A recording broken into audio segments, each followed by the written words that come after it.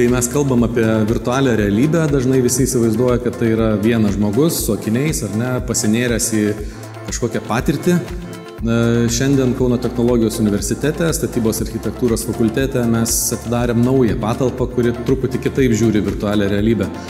Tai yra 180 laipsnių cilindras, kaip matot man už nugaros. Na ir šitoje erdvėje ne šiaip vienas žmogus gali patirti virtualią realybę, bet grupė žmonių. Jie gali kartu pasivaikščioti po kuriamą projektą, arba jie gali apsilankyti statybos aikštelėje, pasižiūrėti, kaip vyksta statybos procesai, technologijos. Jie gali nukeliauti į bet kurią pasaulio vietą, spręsdami kažkokius globalius iššūkius, sakykime, miesto atstatymą po griūčių, po katastrofų. Aplankyti gali vietas, kuriuose būtų jiems labai rizikinga nuvykti fiziškai, arba būtų tai tiesiog pernelyg brangu.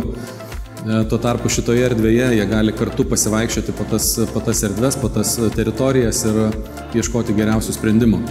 Tai šią erdvę mes planuojam naudoti tiek ir studijose, tiek ir moksle.